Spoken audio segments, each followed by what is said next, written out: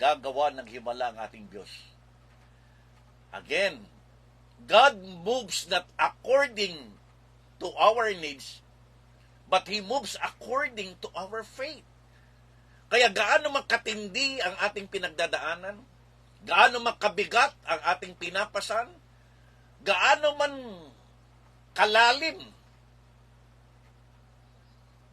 ang ating pinag-iisipan, with God, life is beautiful. Because God made all things beautiful in His time, working all things together for good, to those who love God and to those who are called according to His purpose. Kaya kapatid, manalig ka lang, dahil kapag wala, may himala. So ito po yung ating Bible devotion for this day. Ang ating title, pakisulat po natin, God's Faithfulness. The divine light in the depths of light. Ang pag-asa sa panahon na nawawalan tayo ng pag-asa. Ang liwanag sa panahong balot na balot tayo ng kadiliman. Basahin po natin yung sinabi ng Lamentation chapter 3, 22 to 23. Because of the great love of God, we are not consumed. For His compassion never fails, and they are new every morning. Great is your faithfulness. Purihin po ang pagkakabasa ng salita ng Diyos. Isang napakaganda at napakamakapangyarihang salita ng Diyos na dahil daw sa kanyang dakilang pagmamahal tayong lakat ay hindi nasusunog. At dahil sa kanyang habag, tayo hindi mabibigo. Bawat araw ay bago, bawat umaga ay bago. Dakila ang kanyang katapatan. So bilang pasimula, gumawa na kagad tayo ng ating declaration. Pakisulat niyo po. Because we believe our confession is our possession. Whatever we declare, we receive. Kaya pakisulat po natin, I am blessed to be a blessing. Ang sabi ng Genesis chapter 12, those who bless you, I will bless. And those who curses you, I will curse. And in you, all the families of the earth will be blessed. We are called by God to be blessed and to be a blessing, and through us, all the families of the earth will be blessed. Kaya kapatid, kaibigan, ideklara po natin yan. We are blessed. I am blessed to be a blessing. So, pakishare po natin ang ating programa upang sa iyong pagpapalang matatanggap ngayong umaga mula sa kanyang salita, maging daluyan tayo ng pagpapala sa kanila. Because the word of God will not return void. It will not return empty. But it will fulfill and accomplish God's purpose and plan. It is alive, quick, and powerful. Sharper than two-edged sword. Kaya ibahagi po natin ang salita ng Diyos. Ito yung ating hashtag. Preach the word to reach the world for Jesus. Kapitid, you are blessed to be a blessing. So, i-share po natin sa ating mga kapamilya, kamag-anak, kaibigan, mahal sa buhay, lalo na po ang ating mga kakilala sa iba't ibang bansa na dumadaan ng kalungkutan at matitinding pagsubok. Pakisulat na po ninyo ang ating outline. So, our title for today's devotion, God's Faithfulness. Point number 1, the faithful foundation. Number 2, the faithful forgiver. And number 3, the faithful provider. Yan po yung tatalakayin natin ngayon. Ang katapatan ng Diyos, tapat siya sa pundasyon na kanyang itinanim at iniwan sa atin. Tapat siya sa pagpapatawad ng lahat ng ating sanlaksat, sanlibong pagkakasala. At tapat siya para i-provide ang ating mga pangangailangan. Again, God moves not according to our needs.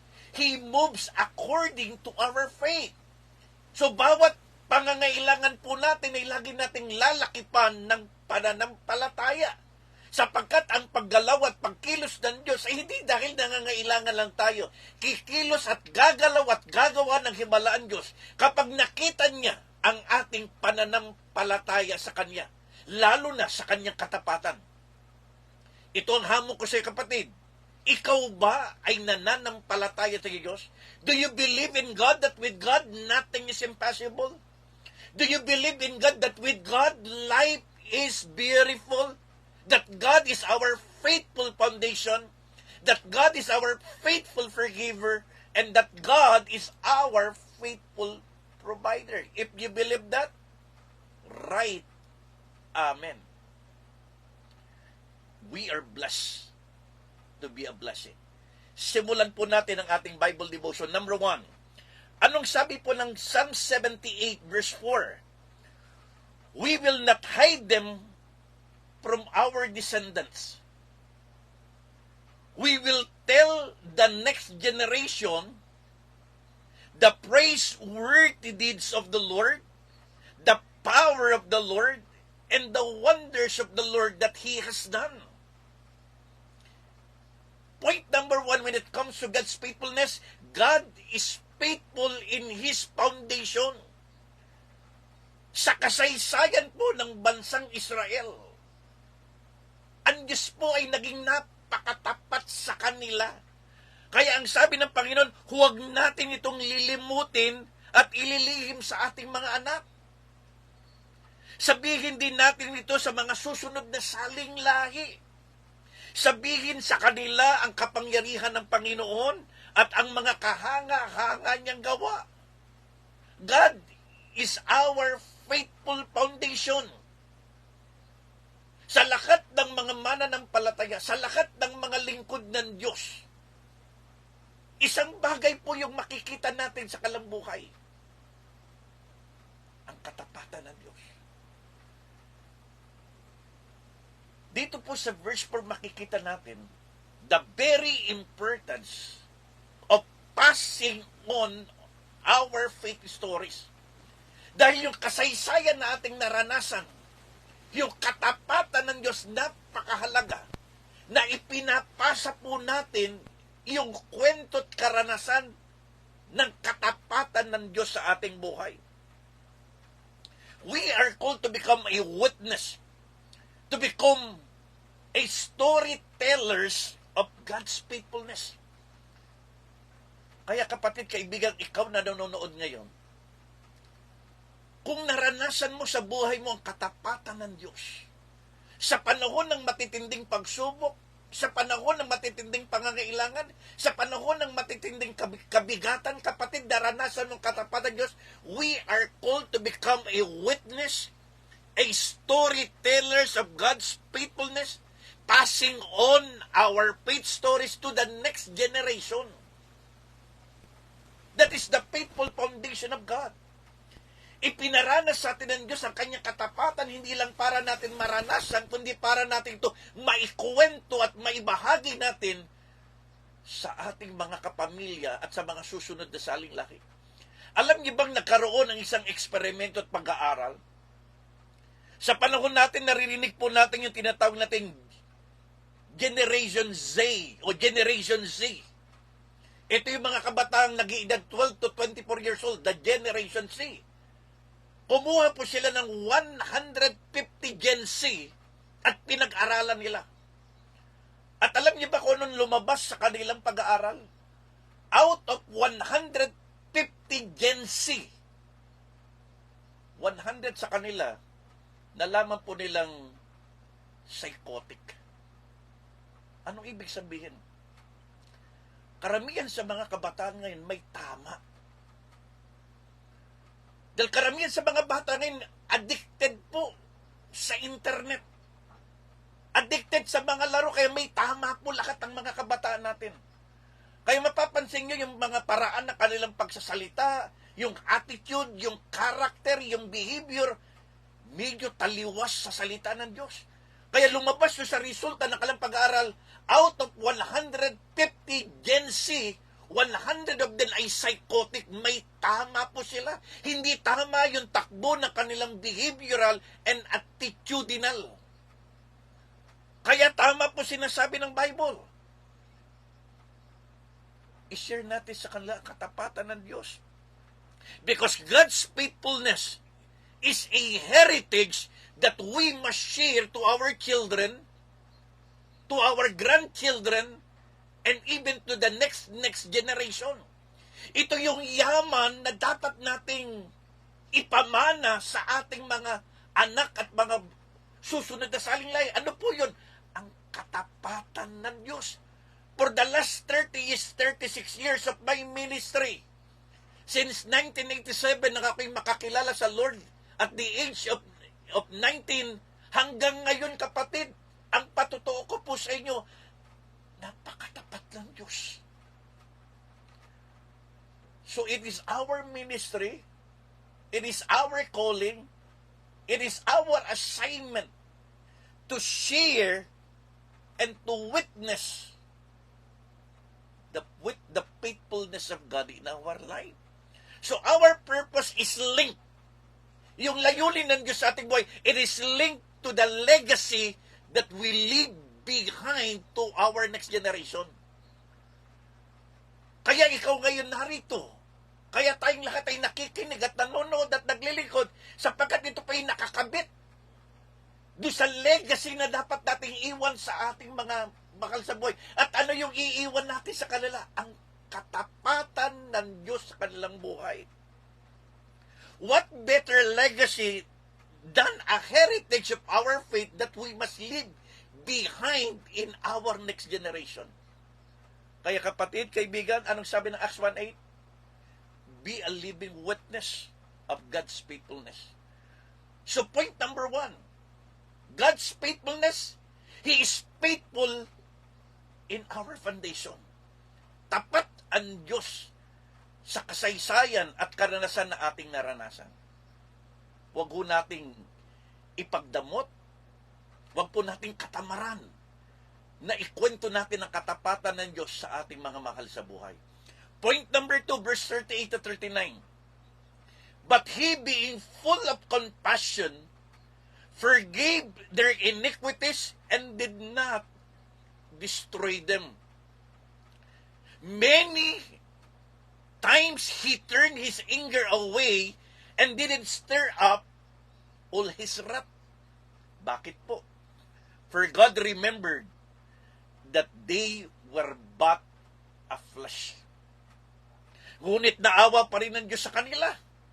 Pinatawad ang kanilang mga kasalanan, hindi sila nilipol at maraming beses niyang pinigil ang kanyang mga galit sapagkat naisip niyang ang tao ay parang hangin na dumadaan ng biglang nawawala lamang. Point number 2. When it comes to God's faithfulness, God is faithful forgiver. Ipinapaalala sa atin ang mga talatang ating nabasa, God's incredible love, patience, and willingness to forgive. Alam niyo po, kung babasahin niyo po ang bansang Israel, yung kanilang history, para silang roller coaster. Walang kwento sa Bible doon sa mga aklat ng lumang tipan na hindi sila nagkasala. Even the great mighty men of God, lahat sila nagkakasala. Pero ito po yung ating may pagmamalaki. Every time na nagkakasala ang bansang Israel, every time na nagkakasala ang mga lingkod ng Diyos, ang Diyos ay napakayaman ng kanyang pagmamahal, napakayaman ng kanyang pagpapatawad sa kanyang bayan. Reminding us God's incredible love, God's incredible patience, and God's incredible willingness to forgive His people. Siguro kapatid, ikaw na nanonood ngayon, lahat tayo nagkasala. Minsan nga sa pagkakasala, pagkakamali natin, iniwan tayo ng ating mga mahal sa buhay. Iniwan tayo ng ating mga kaibigan. Iniwan tayo ng mga barkada natin. Iniwan tayo ng mga taong pinagkakatiwalaan natin. Iniwan tayo ng mga kasama natin. Pero ang Diyos, hindi tayo iniwan. And that is the faithfulness of God. Despite our shortcomings, God's faithfulness shine through His readiness to forgive. Bagamat lagi tayong nadadapa, nagkakamali, nagkakasala, talaga pong nagniningning yung katapatan ng Diyos. At nakikita natin ito every time na tayo kanyang pinatatawad. Remembering our filthy and extend His mercy. Sapagkat nakikita niya, sabi nga niya, tayong tao lamang mahihina at nagkakamalit, nagkakasala at alam ng Diyos yan. Ang kailangan lamang natin ay buong pagpapakumbaba na lumapit sa Kanya kapag tayo nagkasala. Yun lang po dapat natin gawin. Take note. Kapag tayo nagkakasala, wag ho tayo lalayo. At wag natin gayahin yung sinasabi ng mundo na kapag nadapa, magpakatira pa na. Pag nagkamali, magpakamali-mali na. Hindi po. Ang Diyos ay tapat. God's faithfulness is faithful to forgive. Kaya kapag tayo nagkakasala, kapatid, lapit lang sa Diyos. Lumuhod sa Diyos at humingi lamang tayo ng tawag. Giving us a countless chances to turn our back unto Him and responding with a heart of repentance. Ang hinihintay lamang ng Diyos sa atin ay ang pagbabalik loob natin sa Kanya, pagpapakumbaba at paghingi ng tawad. Tama? O may tama? Ito po isang aral na aking natutunan. Ang isang pagkakamali ay hindi maitatama at hindi maitutuwid sa paggawa ng isa pang pagkakamali. God's faithfulness to forgive, it means kapag nagkamali tayo, magbalik loob, humingi ng tawad, at Diyos ang tapat para tayo kanyang patawarin. Remember this. We conquer by forgiveness. Sulat niyo po yan sa inyong comment section. We conquer by forgiveness. Nagiging matatagumpay po tayo kapag tayong lahat ay humingi ng tawad sa Diyos at tatanggap natin ang kanyang katapatan ng pagpapatawad. Sabi ng isang klise, the voice of sin is very loud. But the voice of God's forgiveness is louder. Di ba napakagandang klise yan? The voice of sin is very loud, but the voice of God's faithfulness to forgive is louder. Kaya kapatid, kaibigan, napakalakas man ng ingay ng ating pagkakasala, higit na mas malakas ang katapatan ng Diyos na tayo'y kanyang patawarin. So God is faithful to forgive. Gaano man kalaki, gaano man kabigat, gaano man katindi, gaano man kabigat, gaano man kadami yan, handa tayong patawarin ng Diyos, bunga ng kanyang katapatan. Number 3, the last and final. Verse 23 to 25. Yet God commanded the sky above and opened the doors of heaven, and He rained down on them the manna to eat and gave them the grain in heaven. Man ate of the bread of the angels and sent them food in abundance. Ito po yung pangatlo. God is faithful in His foundation. God is faithful in His forgiveness. And God is faithful as our provider. Biniyon nyo, laging nakakasala ang bansang Israel, laging nakakamali, laging dinidisappoint ang Diyos, laging nagre-rebelde, laging nagdi-disobey. Pero tapat ang Diyos to provide. Dahil sabi doon, iniutos ng Diyos na bumukas pa ang langit At pinaulan ng Diyos ang pagkain na tinatawag na mana. Ibinigay ito sa kanila upang kainin. Kinain nila ang pagkain ng mga anghel at binigyan sila nito ng Diyos hanggat gusto nila. Alam naman natin doon sa wilderness, 40 years silang nag-ikot ng nag-ikot. Ayon sa marami mga Bible scholar,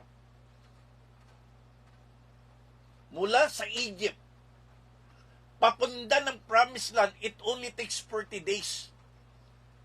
From the land of bondage, kasi ang Egypt is a symbol of bondage, it is a symbol of sin. From a life of bondage and a life of sin, tatawid sila ng wilderness 40 days lamang. Makakapasok na sila ng Promised Land flowing with milk and honey. But because of sin, rebellion, and disobedience, instead of 40 days, it takes 40 years. Pero mo 40 days lamang dapat nasa lupang pangako na, pero dahil matigas ang ulo ng bansang Israel, reklamador. Tandaan niyo po ito. Ang Promised Land natin, a place flowing with milk and honey, a place of abundant blessing, yun ang naghihintay sa ating lahat. At yun talaga yung ating destiny. Pero tumatagal tayong makapasok doon kapag tayo reklamador. Pansinin nyo, ha? From Egypt to wilderness to the Promised Land, it only takes 40 days. Pero dahil sa kalang pagrereklamo, araw-araw nagrereklamo sila, tumagal ng 40 years. Ano lesson natin? Kapag tayo pa'y lagi nagrereklamo, yung blessing po ng Diyos na dapat 40 days lamang, nagiging 40 years. Ang pagrereklamo ay nagpapatagal para tayo makapasok sa pagpapala ng Diyos. Kaya kapatid, kaibigan, tumatagal na ba ang blessing sa iyo ng Panginoon? Para ang tagal-tagal mo nagpe-pray, baka reklamo lang tayo na reklamo. God is faithful in His foundation. God is faithful as our forgiver. And God is faithful as our provider. In times of our need, we can always count on God. Pakisulat niyo po yan, mga kapatid. In times of need, we can always count on God as our faithful provider. Kahit ang tigas-tigas ng ulo, rebelde, reklamador ang mga Israelita, 40 years, naging tapat ang Diyos sa kanila. Bakit? Araw-araw pinapaulanan sila ng Diyos ng mana. Ito yung angel's food, ito yung heavenly food. Araw-araw kumakain sila ng pagkain. Ang tawag nga namin yan, biruan lang namin yan. Kumakain lagi sila ng Jollibee, may hamburger. Sa umaga mana, sa hapon yung pugo kinakain nila. May hamburger na, may Jollibee pa for 40 years. Ganun katapatan Diyos. Kahit reklamador, kahit rebelde, kahit sumail, pero God is a faithful God to provide our needs. Parang tayo lang yan. Araw-araw tayo nagkakasala, araw-araw tayo nagkakamali, pero tapat pa rin ng Diyos na kinakatagpo ang lahat ng ating pangangailangan. Supplying and meeting and providing all our needs, both physical and spiritual, it is a testament of God's faithfulness. Di ba libre pa rin ang hangin na ating hinihinga? Libre pa rin ang buhay na ating ini-enjoy. Every good gift and perfect gift that we are enjoying is a testament of God's faithfulness. He is faithful to provide. Kahit lagi tayo nagkukulang, kakamali, tapat pa rin ng Diyos. Sabi ng Philippians 4:13, I will supply all your needs. Anong sabi ng Psalm 37 verse 4? I will give you the desire of your heart. Alam nyo, nalaman ko po, there are 3 levels of God's provision. Kapag ang Diyos nag-provide ng ating provision, may 3 level yan. Ano yung 3? What are the 3 levels of God's provision? Number 1, sufficient. Laging sapat, hindi kulang. Number 2, abundant. Hindi lang pala sapat, masagana pa. And number 3, super abundant. Ganyan mag-provide ang Lord. Sufficient, abundant, and super abundant. Why? Because God is a faithful God, not only to give us a faithful foundation, not only as a faithful forgiver, but God is a faithful provider. In closing, in our lowest, God is our hope. In our weakest, God's faithfulness is our strength. And in our saddest moment, God's faithfulness is our comforter. Ulitin po natin. In our lowest moment, God's faithfulness is our hope. In our weakest moment, God's faithfulness is our strength. And in our saddest moment, God's faithfulness is our comforter. Sabi nga ng Bagong Tipan, kung tayo'y tapat, ang Diyos ay mas tapat. Kung tayo'y hindi tapat, ang Diyos ay mananatiling tapat. So in recap, God is our faithful foundation. God is our faithful forgiver. And God is our faithful provider. The voice of sin is very loud, but the voice of God's faithfulness to forgive is louder. So nawa po'y napagpala tayo na salita ni kapatid, kaibigan. Kung nais mong maranasan ang katapatan ng Diyos, bigat ka na, pagod ka na, sukong-suko ka na, ba't hindi mo subukan ang paghahari ng Diyos sa iyong buhay? Ito ang aming layunin sa aking pangangaral. Dalhin po natin ang paghahari ng Diyos sa puso ng tao. Pusong pagod na pagod, hirap na hirap, sukong-suko, gusto nang bumigay. Ba't hindi mo subukan ang paghahari ng Diyos? At ang paghahari ng Diyos ang magdadala sa iyo sa panibagong pag-asa.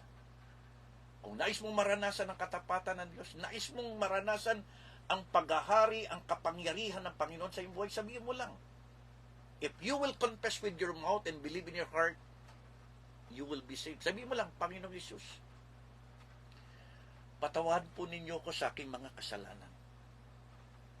Sumasampalataya kung ikaw ang bugtong na anak ng Diyos, napako sa krus bilang kabayaran ng aking pagkakasala. Tinatanggap kita bilang Panginoon, tagapagligtas at Diyos ng aking buhay. Baguhin po ninyo ko at gamitin ninyo ko para sa iyong kalwalatian. Salamat sa iyong pagmamahal, sa iyong pagpapatawad, sa iyong pagpapalad, at sa iyong pagbabago. In Jesus' name. Amen. Kapatid, kaibigan, kung ikaw ay tumugon sa ating panalangin, panghawakan mo, 2 Corinthians 5:17, isa ka ng binagong nilalang.